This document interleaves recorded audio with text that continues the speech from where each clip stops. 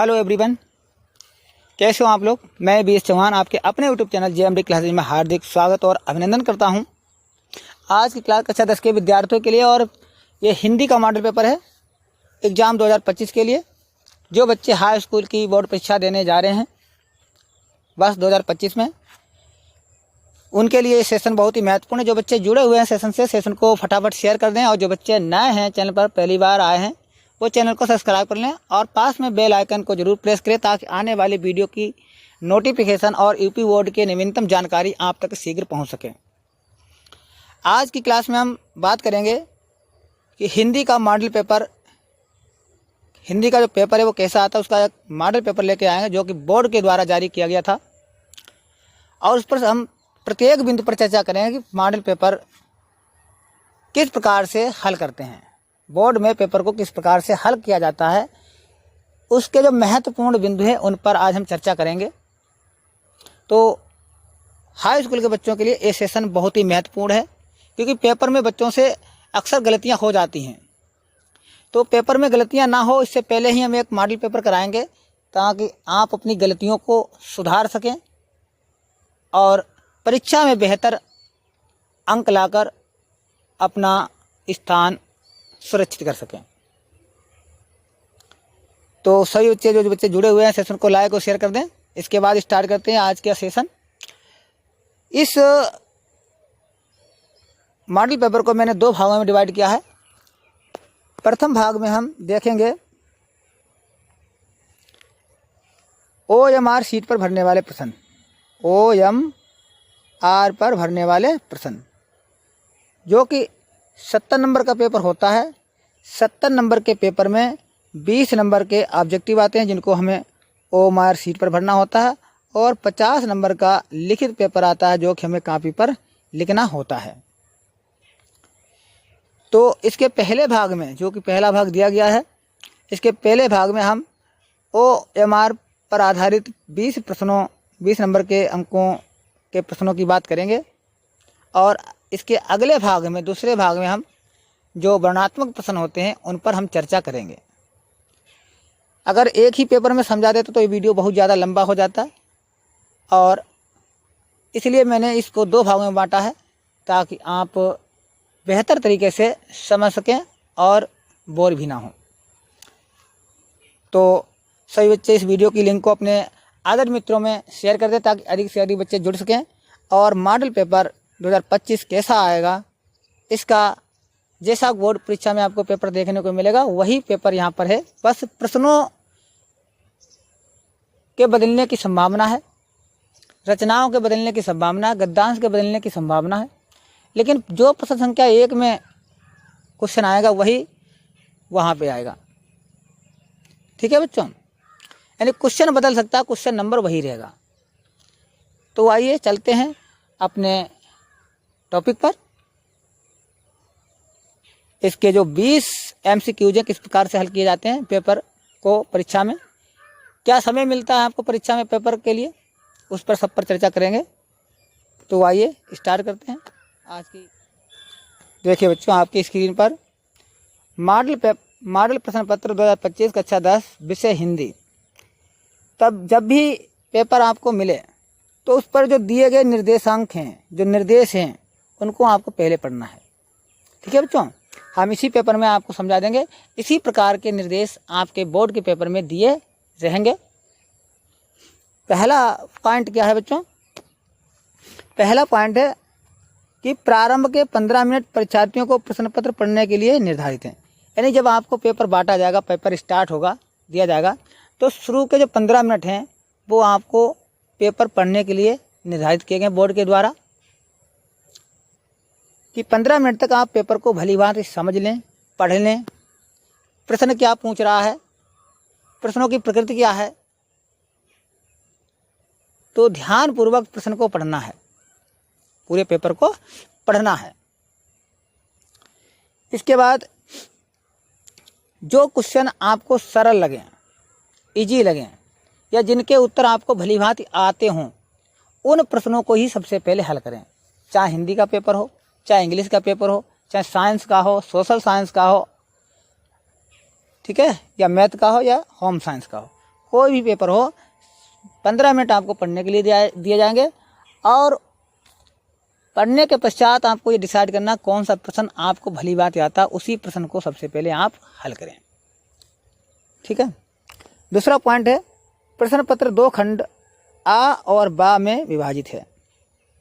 प्रश्न पत्र खंड आ में बहुविकल्पीय प्रश्न है जिसमें सही विकल्प का चयन करके OMR शीट पर नीले या काले बॉल पॉइंट पेन से विकल्प वाले गोले को पूर्ण रूप से काला करें।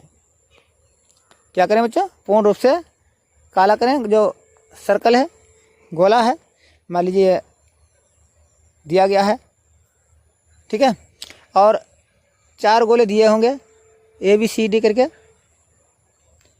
अब मान लीजिए प्रश्न संख्या 1 का ऑप्शन नंबर C सही है, तो इसके अंदर लिखा होगा ABC, इसके अंदर क्या लिखा होगा ABC और D, उसके सामने ये गोले दिए गए होंगे। तो इसमें जो ऑप्शन सही है उसी को काले बॉल पॉइंट पेन से ब्लैक करना है। जेल वाला पेन नहीं होना चाहिए बच्चों। जो जेल वाला पेन होता है उसका प्रयोग नहीं करना है, क्योंकि उसको कंप्यूटर रीड नहीं कर पाएगा। जब आपकी OMR शीट चेक होंगी तो उसको कंप्यूटर रीड नहीं करेगा, केवल काले बॉल पॉइंट को ही रीड करेगा, पढ़ेगा, तभी आपकी कॉपी चेक हो सकती है। अगर आपने जेल पेन से भर दिया है तो वो कॉपी आपके अगर भले ही 20 क्वेश्चन सही हों, वो कॉपी कंप्यूटर रीड नहीं कर पाएगा और आप परीक्षा में अनुत्तीर्ण हो जाएंगे और 20 नंबर जो आपके सही भरे थे वो गलत हो जाएंगे, एक भी नंबर उसका नहीं मिलेगा। इसलिए आपको ध्यान में रखना काला बॉल पॉइंट होना चाहिए। काला या नीला लिखा है, लेकिन काला सबसे अच्छा होता है, क्योंकि काला कंप्यूटर ज़्यादा जल्दी रीड कर लेता है। और बशर्ते जेल वाला पेन नहीं होना चाहिए। आगे लिखा है खंड आ में बहुविकल्पीय प्रश्न है तो प्रत्येक अंक के लिए 1 अंक निर्धारित है। प्रत्येक प्रश्न के लिए 1 अंक निर्धारित है, यानी जो भी ऑब्जेक्टिव क्वेश्चन होंगे 20 होंगे और प्रत्येक क्वेश्चन 1 नंबर का होगा और 20 क्वेश्चन 20 नंबर के होंगे। अगला OMR शीट पर उत्तर अंकित किए जाने के पश्चात आपने उत्तर अंकित कर दिए हैं, उसे काटे नहीं। अब मान लीजिए आपने ये उत्तर भर दिए हैं, 4 गोले हैं, उनमें से एक विकल्प सही है तो आपने भर दिया है, इसको ब्लैक कर दिया बिल्कुल, ठीक है, इस सर्कल को ब्लैक कर दिया है। अब आपने देखा ये क्वेश्चन मेरा गोला गलत भर गया है, इसका B नहीं होना चाहिए बल्कि C होना चाहिए, तो आप इसको काटे ना इस तरह से, ठीक है, काटे ना और अगला गोला ना भरें, क्योंकि काटने से या अगला गोला भरने से आपको उसके नंबर नहीं मिलेंगे। काटे ना। और क्या लिखा है? इरेज अथवा वाइटनर आदि का प्रयोग ना करें, ना तो काटें ना ही इस पर वाइटनर का प्रयोग करें। वाइटनर लगाएं, इसको सफ़ेदा कहते हैं, वो भी ना लगाएं, क्योंकि कंप्यूटर उसको रीड नहीं करेगा, ठीक है। 2 गोले भरे होने पर कंप्यूटर उसको रीड नहीं करता, वो गलत क्वेश्चन माना जाता है। प्रत्येक प्रश्न के सम्मुख उनके निर्धारित अंक दिए गए हैं। प्रत्येक प्रश्न, जो भी प्रश्न होगा उनके सामने उनके अंक निर्धारित हो गए, यानी कौन सा प्रश्न कितने अंक का होगा, ठीक है बच्चों। तो सबसे पहले जो महत्वपूर्ण बात है ये निर्देश हैं। आज के मॉडल पेपर में आप ये निर्देश पढ़ लो। ये निर्देश सभी विषयों में इसी प्रकार से आएंगे, तो ताकि आप परीक्षा में हड़बड़ी में कोई गलती ना करें, पहले से ही सचेत रहें। तो सबसे पहले क्या करना है, जब भी परीक्षा हॉल में आपको पेपर मिले, पेपर में दिए गए निर्देशों को ध्यानपूर्वक पढ़ें। तो पहले 15 मिनट जो होंगे पेपर को उस पढ़ने के लिए आपको दिए जाएंगे और पेपर को बहुत ही ध्यानपूर्वक पढ़ना है, प्रश्न को समझ के पढ़ना है, क्या प्रश्न पूछ रहा है, ठीक है। उसके आधार पर ही आप प्रश्नों के उत्तर दें। और जो खंड बा का प्रश्न पत्र होगा, 2 भागों में बटा हुआ, वो लिखित होगा है, और लिखित में जो आपको सबसे अच्छा प्रश्न आता हो, अच्छी भली बात प्रश्न आता हो, उसी प्रश्न को सबसे पहले आप लिखें, ठीक है। आइए देखते हैं, ऑब्जेक्टिव क्वेश्चनों को हल करने का प्रयास करते हैं। 20 नंबर के आगे और प्रत्येक प्रश्न के अंक उसके सम्मुख दिए गए हैं। पहला क्वेश्चन लिखा हुआ है, इन प्रश्नों को आपको कॉपी पर नहीं लिखना बच्चों, इस बात का ध्यान रखें, ऐसा ना करें कॉपी पर भी लिख दें और OMR शीट पर भी फिल कर दें। कॉपी पर लिखे होने पर इनके उत्तर आपको नहीं दिए जाएंगे, केवल OMR शीट पर भरे OMR शीट के ही नंबर जुड़ेंगे, कॉपी पर लिखे हुए इसके नंबर नहीं जुड़ेंगे। ना तो ये कॉपी चेक होगी OMR वाली, जो अगर कॉपी लिखित वाली कॉपी मिलेगी उस पर ये प्रश्न आपको नहीं लिखने हैं, केवल OMR शीट पर ही भरने हैं। ठीक है बच्चों, कुछ बच्चे गलतियां कर देते हैं, OMR शीट पर भी भर देते हैं और कॉपी पर भी लिख देते हैं, तो कॉपी वाले तो चेक नहीं होंगे, उनके नंबर नहीं मिलेंगे, भले ही आपके सही लिखा हूँ, केवल OMR शीट चेक होगी। ठीक है, देखिए अगर आप बच्चे इस बात को समझ गए तो कमेंट के माध्यम से हमें अवगत कराएं, कमेंट में यस लिख के भेज दें ताकि हम समझ जाए हमारी बात आपको भली बात समझ में आ गई है। अगर समझ में नहीं आए तब भी कमेंट करें, दोबारा समझाने का प्रयास करेंगे। अब पहला जो ऑब्जेक्टिव क्वेश्चन दिया गया है क्या है, बाबू गुलाब राय किस युग के लेखक हैं? बाबू गुलाब राय किस युग के लेखक हैं? आपके ऑप्शन है भारतेंदु युग, ऑप्शन बी द्विवेदी युग, ऑप्शन सी शुक्ल युग और ऑप्शन डी शुक्लोत्तर युग। क्वेश्चन नंबर एक का सभी बच्चे जवाब देने का प्रयास करें। क्वेश्चन नंबर एक का जवाब देने का प्रयास करें सभी बच्चे। क्वेश्चन नंबर एक का कौन सा ऑप्शन सही है? क्वेश्चन नंबर एक का कौन सा ऑप्शन सही है? तो क्वेश्चन नंबर एक का जो ऑप्शन सही है, ऑप्शन नंबर सी सही है, शुक्ल युग। बाबू गुलाब राय शुक्ल युग के लेखक हैं। ठीक है बच्चों, शुक्ल की जगह आपको छायावादी युग भी देखने को मिल सकता है। शुक्ल युग की जगह पर आपको छायावादी युग भी देखने को मिल सकता है। अगला क्वेश्चन है, चिंतामणि किस विधा की रचना है? प्रश्न को ध्यानपूर्वक बच्चों पढ़ना है, प्रश्न क्या पूछ रहा है। चिंतामणि किस विधा की रचना है? विधा की रचना पूछा है। ऑप्शन ए निबंध विधा की, ऑप्शन बी कविता, ऑप्शन सी नाटक, ऑप्शन डी कहानी। क्वेश्चन नंबर 2 के लिए कमेंट करें सभी बच्चे, फटाफट कमेंट करते रहें सभी बच्चे, फटाफट,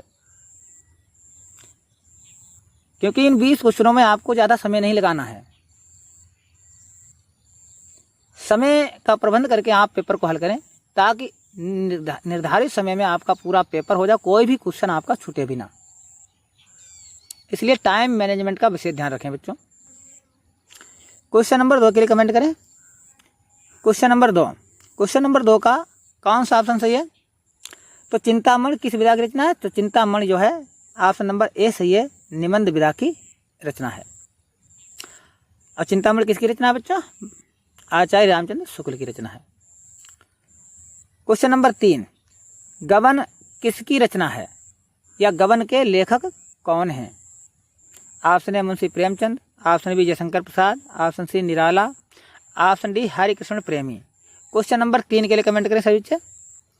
क्वेश्चन नंबर 3, फटाफट कमेंट करते रहे। जो बच्चे जुड़े हुए हैं सेशन से वो सेशन को शेयर कर दें अपने मित्रों में ताकि अधिक से अधिक बच्चे जुड़ सकें और आगामी बोर्ड परीक्षा में किस प्रकार से पेपर हल करना है इसके बारे में जानकारी प्राप्त कर सकें, ताकि कोई गलती ना होने की संभावना हो जाए। और जैसे बोर्ड परीक्षा नज़दीक आएगी हम आपको बोर्ड से संबंधित सारी प्रक्रियाओं को करवाएंगे ताकि आपको बोर्ड परीक्षा में किसी प्रकार की परेशानी, दिक्कत और समस्या ना हो। आगे आने वाले समय में बोर्ड की कॉपी को कैसे फिल करते हैं, किस प्रकार से फिल की जाती, भरी जाती है, ये बच्चे उसमें भी गलती कर देते हैं, उसको भी हम आपको लाइव आकर फिल करना सिखाएंगे। किस प्रकार से बोर्ड की कॉपी आती है और कैसे भरी जाती है, कौन कौन सी प्रविष्टियाँ उसमें करनी होती हैं, उन सब का एक डेमो क्लास आपके सामने लाएंगे। तो क्वेश्चन नंबर 3 के लिए कमेंट करें सभी। क्वेश्चन नंबर 3 का ऑप्शन नंबर ए सही है, मुंशी प्रेमचंद। गबन जो है मुंशी प्रेमचंद की रचना है और गबन बच्चों जो है उपन्यास विधा की रचना है। गबन किस विधा की रचना है? अगर यहाँ पर पूछ लिया जाता है गबन किस विधा की रचना है तो गबन उपन्यास विधा की रचना है। अगला क्वेश्चन है क्वेश्चन नंबर 4, शुक्ल युग की समय अवधि है। ऑप्शन ए 1936 से 1943 तक, ऑप्शन बी 1919 से 1938 तक, ऑप्शन सी 1900 से 1918 तक और ऑप्शन डी उपरोक्त में से कोई नहीं। क्वेश्चन नंबर 4 के लिए कमेंट करें सभी बच्चे। क्वेश्चन नंबर 4, हाँ देखिए, हिंदी साहित्य का काल विभाजन यहाँ से प्रश्न परीक्षा में पूछा जाता है। तो हिंदी साहित्य का, हिंदी गद्य साहित्य का और हिंदी पद्य साहित्य का दोनों का काल विभाजन आपको याद करना है।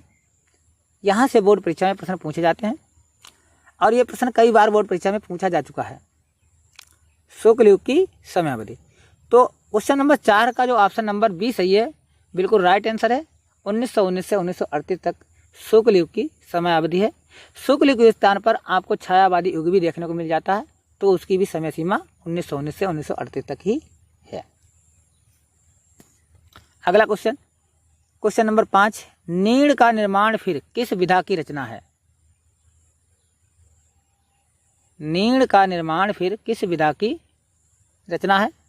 ऑप्शन ए जीवनी, ऑप्शन बी आत्मकथा, ऑप्शन सी साक्षात्कार और ऑप्शन डी रेखाचित्र। क्वेश्चन नंबर 5 के लिए कमेंट करें।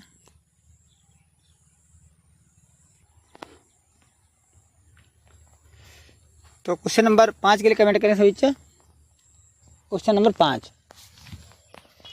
क्वेश्चन नंबर 5 का जो ऑप्शन है, ऑप्शन नंबर बी सही है, आत्मकथा।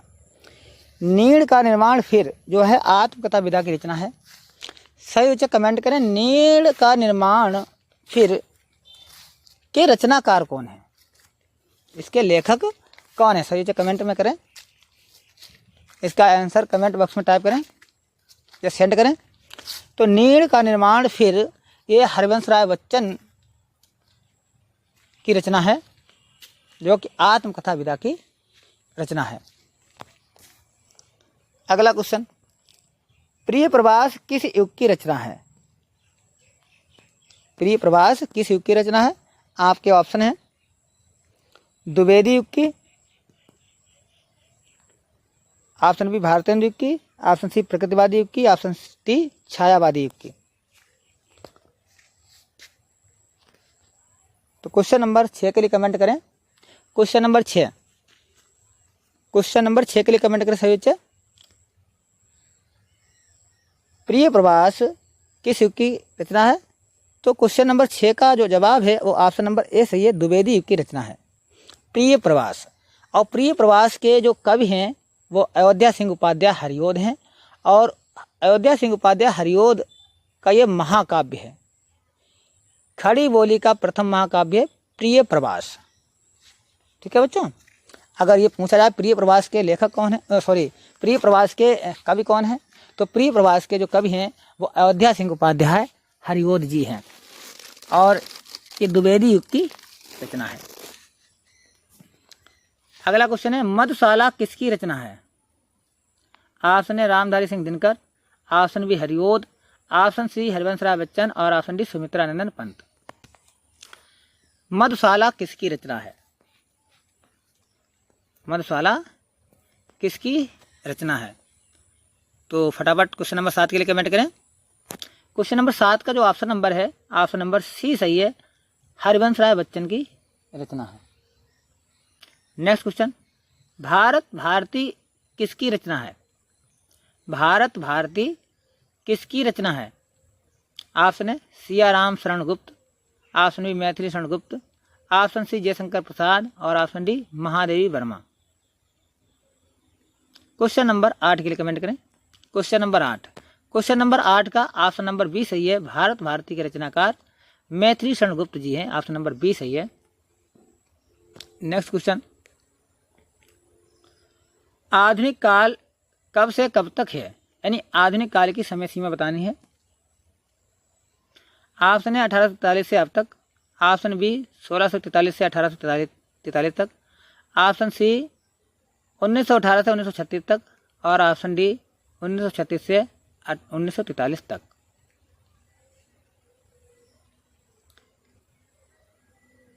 क्वेश्चन नंबर 9 के लिए कमेंट करें सभी बच्चे। क्वेश्चन नंबर 9,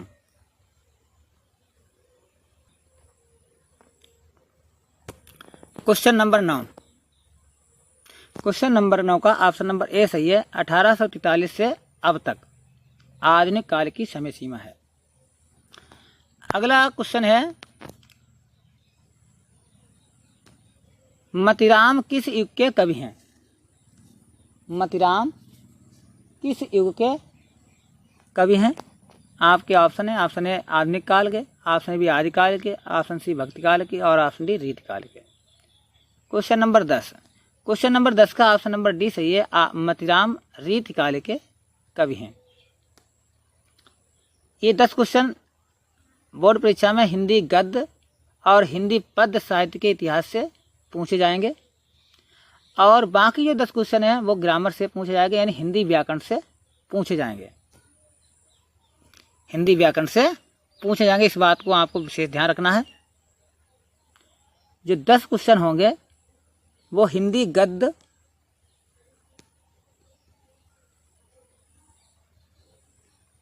गद्य साहित्य, गद्य एवं पद्य साहित्य,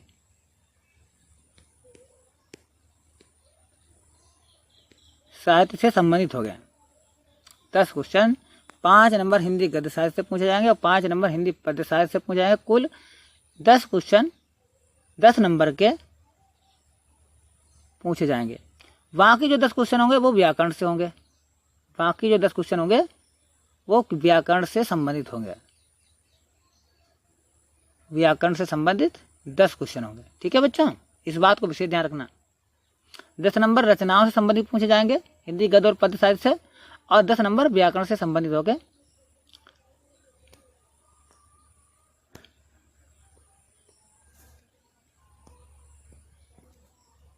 यहाँ से व्याकरण से संबंधित क्वेश्चन स्टार्ट हो गए हैं।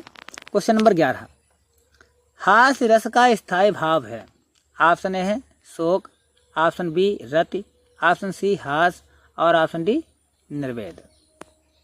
क्वेश्चन नंबर 11, क्वेश्चन नंबर 11 के लिए कमेंट करें सभी बच्चे। क्वेश्चन नंबर 11, क्वेश्चन नंबर 11 का ऑप्शन नंबर सी है, हास्य रस का स्थायी भाव हास होता है। हास्य के लिए मात्र 2 ही रस हैं, हास्य रस और करुण रस। हास्य रस का स्थायी भाव हास होता है और करुण रस का स्थायी भाव शोक होता है। ठीक है बच्चों, रस से संबंधित एक क्वेश्चन पूछा जाएगा 1 नंबर का, ये नंबर दिएंगे 1 नंबर का, एक क्वेश्चन 1 नंबर का। 2 रस हैं तो एक क्वेश्चन रस से पूछा जाएगा, एक क्वेश्चन छंद से पूछा जाएगा, एक क्वेश्चन अलंकार से पूछा जाएगा, एक क्वेश्चन तत्सम शब्द से पूछा जाएगा, तत्सम तद्भव एक पर्यायवाची से, एक सर्वनाम से पूछा जाएगा, संस्कृत के सर्वनाम, एक समास से पूछा जाएगा, एक उपसर्ग से पूछा जाएगा, 1 नंबर का पर्यायवाची से संबंधित पूछा जाएगा।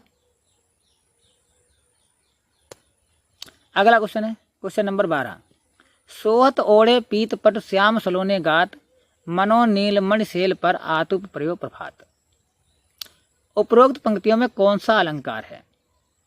ऑप्शन ए उपमा अलंकार, ऑप्शन बी उत्प्रेक्षा अलंकार, ऑप्शन सी रूपक अलंकार, ऑप्शन डी श्लेष अलंकार। क्वेश्चन नंबर 12 के लिए कमेंट करें, बहुत ही आसान प्रश्न है। क्वेश्चन नंबर 12, तो इसमें अलंकार पूछा गया है। आपके पाठ्यक्रम में कितने अलंकार हैं? उपमा है, रूपक है, उत्प्रेक्षा है, ये अलंकार आपके पाठ्यक्रम में दिए गए हैं।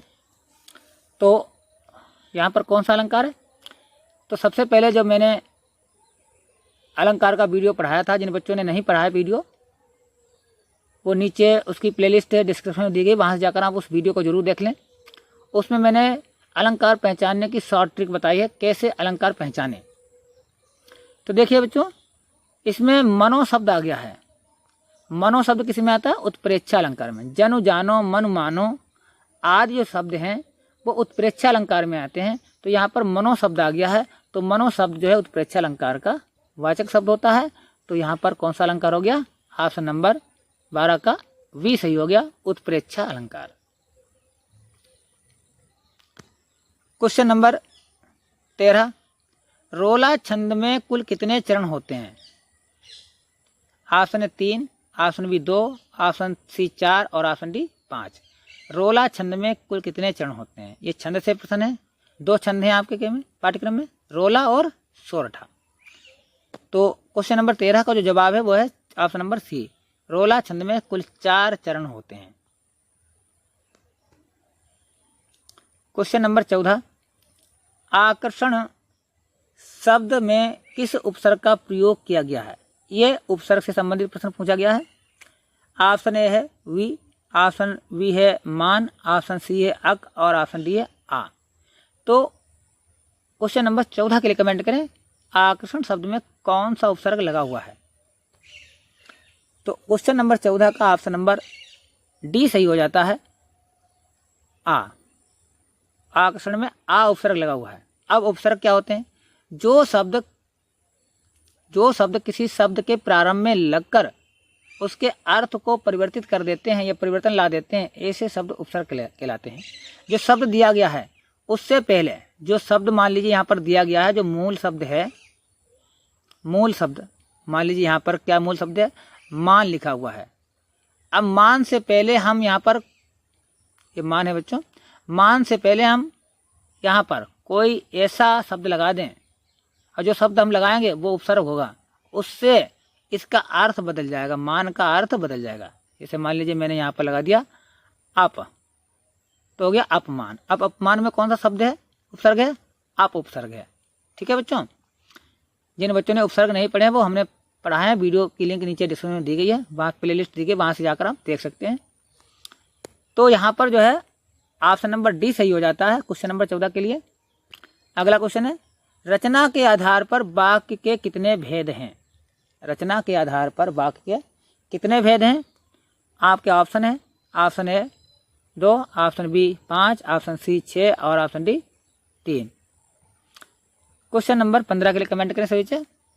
रचना के आधार पर क्या पूछा गया है? रचना के आधार पर वाक्य के भेद 2 आधारों पर किए गए हैं, एक रचना के आधार पर, दूसरा अर्थ के आधार पर। तो क्वेश्चन नंबर जो 15 दिया गया उसका जो आंसर है ऑप्शन नंबर डी सही है। रचना के आधार पर वाक्य 3 प्रकार के होते हैं। एक होता है सरल वाक्य, दूसरा होता है संयुक्त वाक्य और तीसरा होता है मिश्र वाक्य। इन तीनों के नाम भी याद रखने हैं। और अर्थ के आधार पर वाक्य 8 प्रकार के होते हैं। क्वेश्चन नंबर 16, पीताम्बर में कौन सा समास है? ऑप्शन ए कर्मधारय, ऑप्शन बी द्वंद्व, ऑप्शन सी बहुब्रीहि और ऑप्शन डी तत्पुरुष समास। क्वेश्चन नंबर 16,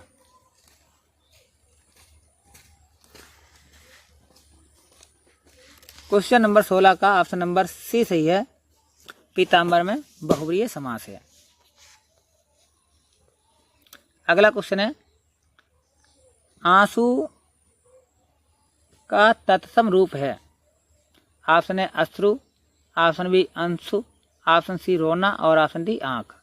क्वेश्चन नंबर 17 के लिए कमेंट करें, आंसू का तत्सम शब्द है। कौन सा पूछा गया? तत्सम। तो ऑप्शन नंबर क्वेश्चन नंबर 17 का ऑप्शन नंबर ए सही है, अश्रु। तत्सम क्या होता है बच्चे? तत्सम शब्द जो है संस्कृत के शब्द होते हैं। संस्कृत के ऐसे शब्द जो हिंदी में ज्यों के त्यों प्रयोग कर लिए जाते हैं वे तत्सम शब्द कहलाते हैं। तो यहाँ पर क्वेश्चन नंबर 17 का ऑप्शन नंबर ए सही है, अश्रु।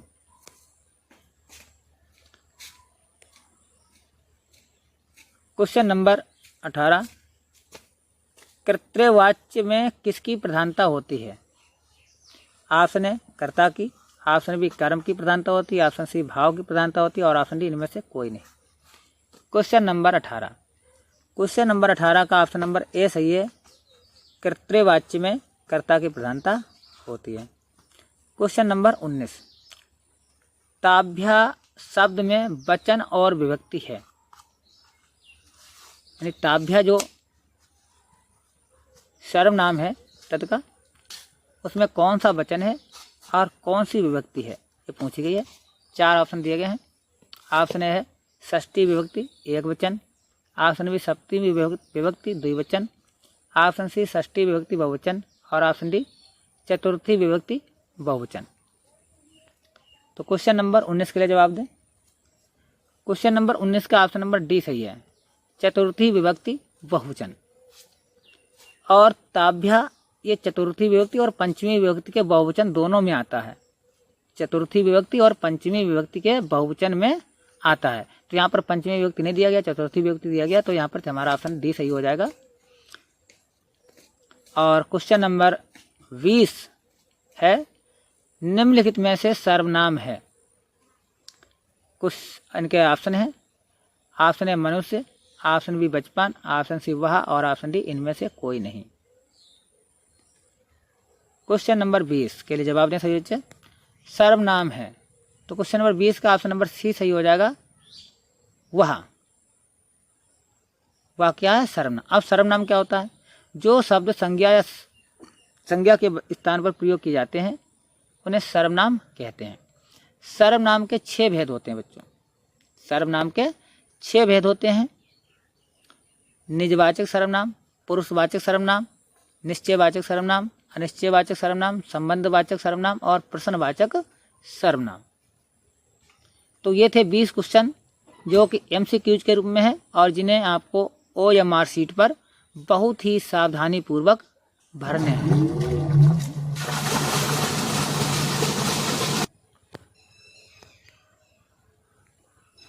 तो ये बच्चों थे 20 ऑब्जेक्टिव क्वेश्चन और इसका सेकेंड पार्ट है वर्णनात्मक प्रश्न। इसको हम अगले वीडियो में डिस्कस करेंगे।